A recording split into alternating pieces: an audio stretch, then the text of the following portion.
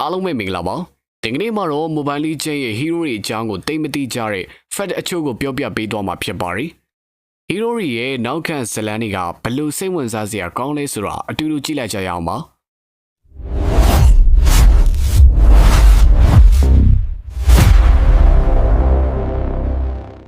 Kelia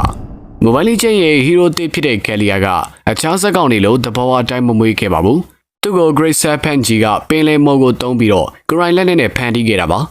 သူ့မှာဆွမ်းရတဲ့မော်တက်တွေပြည့်စုံရှိနေပေမဲ့လူသားတွေရဲ့ခံစားချက်နဲ့ဆက်ဆံရေးတွေကိုနားလည်ဖို့ကြိုးစားရတဲ့သူပါ Combat Power အားကောင်းပေမဲ့ Chicken ကျင်နာမှုပိုင်း Social Skill ပိုင်းတွေမှာဆိုရင်တော့လုံးဝကိုမှအားနေပါရီ Angela ရဲ့ Fight Attracts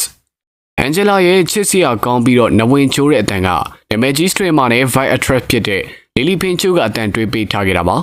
ဒီ melodic tone တွေက Angela ကိုပို့ပြီးတော့အသက်ဝင်စေုံသာမကဘဲနဲ့ဂိမ်းထဲမှာ airline ကို activate နဲ့ကဲလိုက်တဲ့အခါမှာ fatal attack တွေကြားကနေလုံခြုံမှုနဲ့နှွေးထွေးမှုကိုပေးလိုက်တဲ့လိုမျိုးခံစားမှုမျိုးကိုရရှိစေမှာဖြစ်ပါတယ် Granger Violin ကိုကန်ပြီးတော့ Battlefield ကို roam နေတဲ့သွေးရက်ဆက်တဲ့ Massman Granger ကတကယ်တမ်းကျတော့ဂီတအတန်ကိုကောင်းကောင်းမကြားရပါဘူး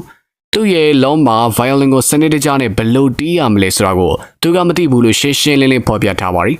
ဒါကြောင့်မလို့လေသူက romantic serenade တွေတီးမယ်စားအမီတွေကိုဖောက်ခွဲပစ်တာပဲဖြစ်ပါတယ်သူ့အတွက် music က art မဟုတ်ဘူးပေါက်ခွဲတဲ့နေကသာ art ဖြစ်နေတာပါနာနာ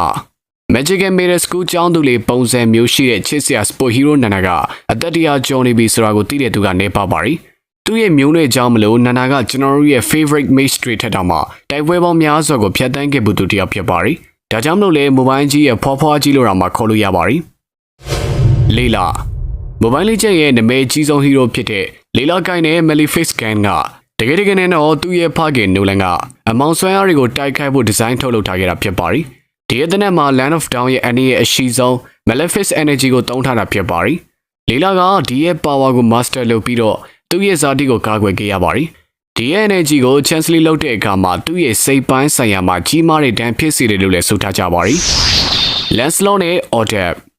Lancelot နဲ့ Odette ကိုကြည့်လိုက်မယ်ဆိုရင် perfect ဖြစ်နေတဲ့ဇုံတွဲလို့ထင်ရပေမဲ့သူတို့ရဲ့ချစ်ဇလန်းမှာစိန်ခေါ်မှုတွေကအများကြီးရှိခဲ့ပါတယ်။ Lancelot ကသူ့ရဲ့မာနာနဲ့အတိတ်ကအမားတွေနဲ့ရုန်းကန်ခဲ့ရပါတယ်။ Odette ကတော့သူ့ကိုစိတ်ပူနေရပါတယ်။ဒီလိုခက်ခဲမှုတွေကြားထဲကနေသူတို့ကအရှုံးမပေးကြဘဲနဲ့ကြိုးစားခဲ့ကြလို့သူတို့ရဲ့ levels က game ထဲမှာအကောင်းဆုံးနဲ့မှာပါဝင်နေတာပါ။ဒီကနေ့ကတော့ဒီလောက်ပါပဲ။ဒီဗီဒီယိုလေးကိုကြည့်ပြီးဘယ်ဟီရိုအကြောင်းကို surprise အဖြစ်ဆုံးလဲဆိုတာကို comment မှာဝင်ရောက်မျှဝေပေးသွားခဲ့ကြပါအောင်ခင်ဗျာ။